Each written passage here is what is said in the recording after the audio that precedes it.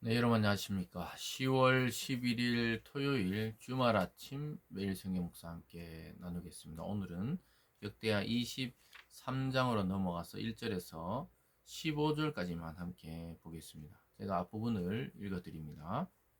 제7년에 여호야다가 용기를 내어 백부장 곧 여로함의 아들 아사랴와 여호하난의 아들 이스마엘과 오베스 아들 아사랴와 아다야의 아들 마아세와 시그리의 아들 엘리사밧 등과 더불어 언약을 세우며 그들이 유다를 두루 다니며 유다 모든 고래 레위 사람들과 이스라엘 족장들을 모아 예루살렘에 이른지라.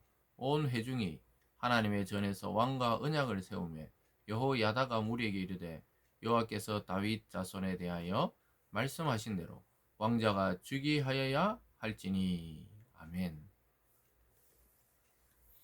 오늘 본문의 내용을 중심으로 진정한 용기라는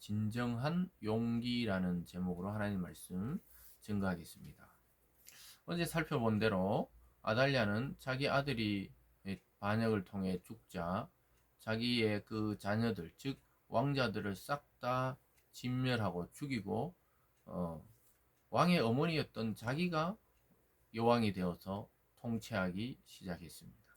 그래서 북이스라엘의 아합과 이세벨의 딸답게 아주 악하고 또 우상 숭배에 쩔여 있는 그러한 통치 기간이었습니다. 그래서 6년 동안 통치하고 7년이 되었을 때 제4장 여호야다가 하나님의 그 계획과 언약에 따라서 숨겨 놓았던 막내 아들 요아스를 왕으로 옹립하는 장면이 오늘 나오게 됩니다. 그리고 아달랴는 결국 죽임을 당하게 되는 것이죠. 여러분, 악한 자의 영광은 그리 길지 않습니다. 하나님이 숫자를 세고 있는 것이죠. 그래서 우리가 살아가며 겪는 모든 이 세상의 일들의 결정과 또 결론은 하나님이 내신다는 사실을 우리는 꼭 믿을 필요가 있습니다. 악한 자의 번영을 불허하지 말라고 하신 이유가 바로 거기에 있고, 또 악한 자를 징계하려고 우리가 직접 손을 대려고 하지 말라. 그러다 보면 우리가 더 악한 자가 되어야 악한 자를 징계할 수 있기 때문에 그렇게 하지 말고 원수 갚는 것을 하나님의 손에 맡겨라, 이렇게 말하고 있습니다. 사랑하는 여러분, 오늘 이 말씀을 통해 결국은 때가 되면 하나님께서 진정한 신앙의 용기가 있는 자를 통해 거룩한 혁명을 일으키는 것을 보게 됩니다. 오늘날로 표현해 이건 혁명이죠, 혁명. 왜냐하면 여왕을 완전히 폐위시키고 또 이 나이가 어리거든요. 요아스를 왕으로 세운다는 게 굉장히 위험한 모험과 같습니다. 한 6년 동안 이미 체제를 정비해 놓고 또 사람들이 권력자 앞에서 아부하는 자도 많겠죠. 그래서 그 여왕이 세워놓았던 신하들도 있을 것입니다. 그래서 오늘 자세히 보면요, 철저하게 여호야다가 레위 사람, 즉 하나님의 전과 하나님의 예배를 직접 주관하는 자들을 통해서 개혁을 일으키는 것을 보게 됩니다. 즉 이 사실은 깨어있는 한 사람, 깨어있는 종교 지도자, 깨어있는 성도, 깨어있는 교회가 있다면 언제든지 하나님은 새롭게 영적인 부흥을 일으킬 수 있다는 사실을 우리에게 보여주고 있습니다. 오늘 1절에서 제7년에 여호야다가 용기를 내어 이렇게 말합니다. 여러분, 이 여왕이 존재하는 그 속에서 자기가 용기를 낸다는 건 굉장히 두려운 일이죠. 어떻게 보면은 체제에 반역하는 것이고 또 왕의 명령을 어기는 것이고 자칫 잘못하다가는 목숨을 잃기 쉬운 것이죠. 반역이기 때문에 그렇습니다. 어쨌든 반역이기 때문에 이 실패하면은 다 죽게 되는 것입니다. 그래서 성경은 여호야다가 용기를 내었다, 이렇게 말하고 있습니다. 그래서 백부장을 통해서 또 사람들을 전부 유다 예루살렘으로 모으는 것을 보게 됩니다. 2절 끝에 예루살렘에 이른지라. 그래서 모든 레위 사람과 족장들이, 지도자들이 모였을 때 여호야다가 이야기합니다. 왕과 언약을 세우자, 이렇게 말합니다. 다윗 자손에 대해서 말씀하신 대로 하나님은 다윗 자손 중에 왕을 세우지, 우리가 지금 섬기는 이 여왕은 북이스라엘 그것도 악한 자 아합의 딸이다, 이 말이죠. 그래서 그를 폐위시키고 진정한 이 정통성이 있는 왕, 요하스를 세워야 한다. 이렇게 이야기하고 있습니다.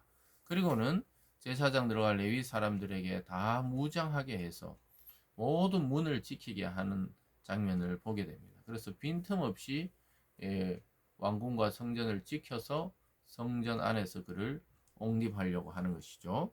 7절입니다. 레위 사람들은 각각 손에 무기를 잡고 왕을 호위하며 다른 사람이 성전에 들어오거든 죽이고 왕이 출입할 때 경호할지니라 하니. 그래서 레위 사람들, 즉 하나님의 성전을 지키는 자들이 오늘은 무기를 잡고 왕을 호위하는 것을 보게 됩니다. 때로는 우리가 정말 저항할 때, 즉 거룩한 이 혁명을 일으킬 필요가 있는 것이죠.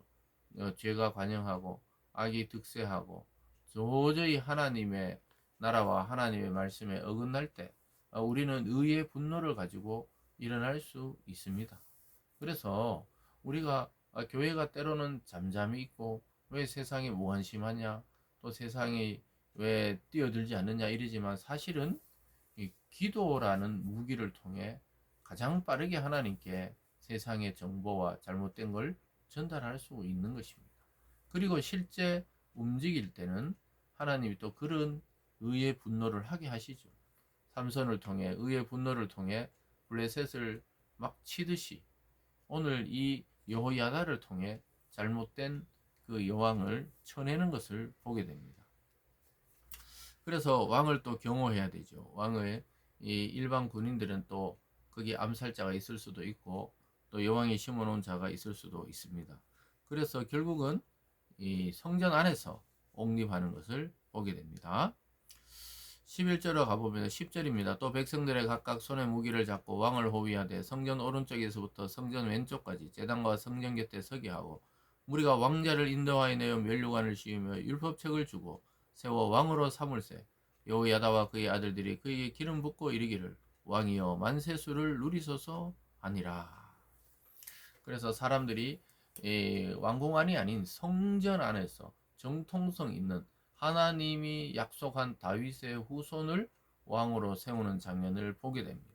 아주 무장한 레위 사람들과 백성들이 왕을 옹위하고 그 주변에 서 있고 아무도 들어오지 못하게 하고 진짜 왕을 세우는 것을 보게 됩니다. 그래서 그에게 면류관을 왕의 관을 씌워주고 율법책을 주면서 그 하나님의 말씀의 기초 위에 세우라고 이야기하고 또 이 사람들이 제사장이 기름을 부을 때 사람들은 왕이여 만세수를 누리소서 이제 왕으로 섰다 이 말이죠. 그때 이 소리를 들은 현직 여왕이었던 아달랴가 깜짝 놀라죠. 12절에 아달랴가 백성들이 뛰며 왕을 찬송하는 소리를 듣고 여호와의 전에 들어가 백성이 이르러 봄에 왕이 성전문 기둥 곁에 섰고 지휘관들과 나팔수들이 왕의 곁에 모셔서 있으며 그 땅의 모든 백성이 즐거워하여 나팔을 불며 노래하는 자들은 주악하며 찬송을 인도하는지라. 이 아달랴가 그 옷을 찢으며 외치되 반역이로다 반역이로다 하며 자기가 입장에서는 마른 하늘의 날벼락처럼 청청병력 같은 소리가 들리는 거예요. 자기가 여왕으로 통치하고 있는데 아니 어디서 크게 소리가 들리면서 왕이여 만세수를 누리소서 막 찬양하고 풍악을 울리고 잔치를 벌리니까 성전 안에 딱 들어왔어요. 들어와서 옷을 찢으며 반역이다. 반역이라고 이야기합니다. 자기가 불법하게 여왕의 자리에 오른 것은 생각하지 않고 반역이다 이렇게 외치니까 여호야다가 경고하죠. 14절에 제사장 여호야다가 군대를 거느린 백부장들을 불러내 이르되 반열 밖으로 몰아내라. 그를 따르는 자는 칼로 죽이라 하니 제사장의 이 말은 여호와의 전에서는 그를 죽이지 말라 함이라. 그래서 그 왕으로 옹립되고 있는 곳이 성전이기 때문에 하나님의 전 안에서는 죽이지 말라. 그리고 그를 따르는 자가 있으면 다 죽여라. 이렇게 명령을 내렸습니다. 아무도 그 여자를 따르지 않아요. 그러니까 그가 어떻게 살아왔는지를 잘 보여주고 있습니다. 결국 그는 왕궁 밖에서 죽지요. 성전 밖에서 죽습니다. 15절입니다. 이에 무리가 그에게 길을 열어주고 그가 왕궁 말문 어귀에 이를 때 거기서 죽였더라. 사랑하는 여러분, 이 하나님의 의의 혁명, 거룩한 혁명은 성공적이었습니다. 용기 있는 제사장 여호야다가 그 숨겨왔던 요아스를 성전 안에서 왕으로 옹립하고 하나님의 약속의 말씀대로 실천하는 것을 보게 됩니다. 그래서 여러분, 불의한 권력에 굴하지 않고 하나님의 말씀에 충성하는 사람들을 통해 남유다의 그 하나님의 언약의 왕권은 또 이어지고 있는 것을 우리는 보고 있습니다. 우리가 이 세상에 살아가며 하나님의 자녀들이고 또 하나님의 영적 성전인 교회의 역할이 무엇인지를 우리는 다시 한번 생각해 보아야 합니다. 이것은 힘과 능력이 아니라 하나님의 성령으로 된 일이라는 사실입니다. 여호야다가 아무리 제사장이라도 현직 왕을 폐하고 새로운 왕자를 옹립한다는 건 굉장히 어려운 일이었습니다. 그러나 그와 함께 있던 제사장들 또 지도자들 각 족속의 족장들 또 백성들은 이미 알고 있었어요. 아달랴가 이 정상적인 왕이 아니라는 것을 알고 있었고 하나님께서 보시기에도 하나님과 멀어진 왕이라는 것을 알고 있었습니다. 그래서 하나님은 때로는 악한 자에게도 기회를 주시지만 그가 그 자리에 올라가서 어떤 행적을 행하는지에 따라서 그의 삶과 죽음이 결정되고 있다는 사실을 보여주고 있습니다.